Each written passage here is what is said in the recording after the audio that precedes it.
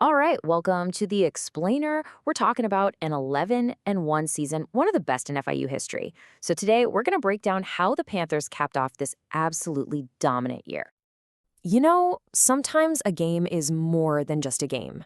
And this season finale against Sam Houston, oh, it was a statement.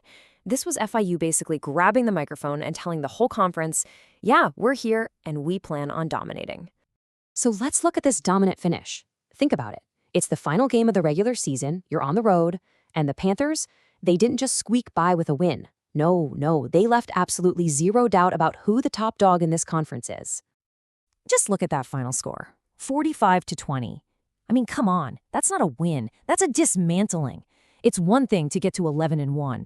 It's a completely different thing to get there by putting on a show like this. That's pure authority. And they really did close the season in style. This was FIU opening up the playbook, showing off every single weapon they have. They basically sent a text message to every other title contender out there, and all it said was, come and get it. Okay, so how did they pull this off? Well, that's what's so wild. Their star running back, K'Jon Owens, was actually getting some rest for the postseason. Now, for most teams, that's a huge problem, right? Not for FIU. They just decided to put on an absolute clinic through the air instead. I mean, the offense didn't skip a single beat. The starter, Keon Jenkins, was just surgical. We're talking 300-plus yards and 3 touchdowns. And then the backup, Tyler Proctor, comes into the game and goes a perfect 5 for 5 with 2 more scores. That's not just good depth, my friends. That is a championship-level QB room, plain and simple. And, it helps when your quarterbacks have guys who can make plays like this. For the Sam Houston defense, it was a total pick-your-poison kind of day. You got Tarvarish Dawson just ripping off a huge 57-yarder. Saquon Geno Fear finds the end zone. But really, the guy who stole the show, well, that was a whole other story.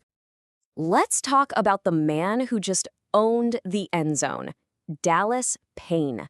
This guy became the definition of an unstoppable weapon, especially when it counted most. Anytime the Panthers got inside the 20, you knew exactly who was getting the look. 3. That's the number. 3 touchdowns. Seriously, count them. Every single time FIU was in scoring position, Dallas Payne was a matchup nightmare. The defense had no answer. He was just unstoppable. And look, this wasn't some random fluke performance. This was the exclamation point on a huge breakout season for him. To put it in perspective, he almost doubled his touchdown total for the entire season in this one game. That performance solidified him as one of the most reliable and dangerous targets in the whole conference. So this amazing final game, it really was just one chapter.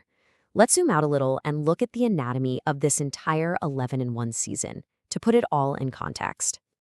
When you look back at the path they took, especially down the home stretch, I mean, they weren't just winning. They were running opponents right off the field.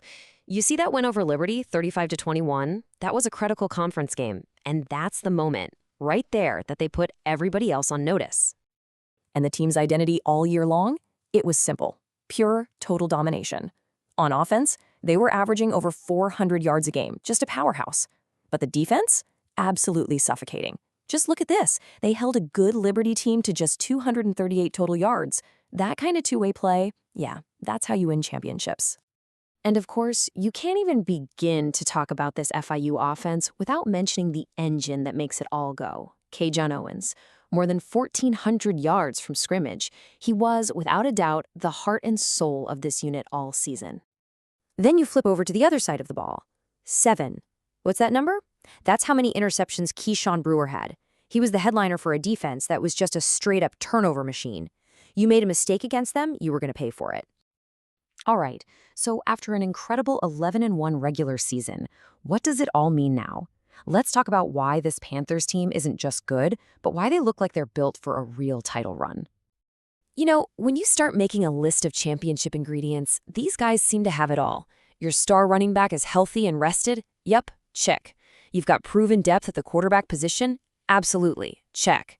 A defense that forces turnovers and a go-to guy in the red zone? Check and check.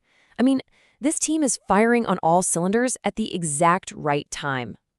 Which, of course, leaves us with one massive question as we head into the postseason. When you have one of the best records in your program's history and all the pieces seem to be in place, is a Conference USA championship not just a possibility, but Maybe inevitable? Well, the real test starts right now.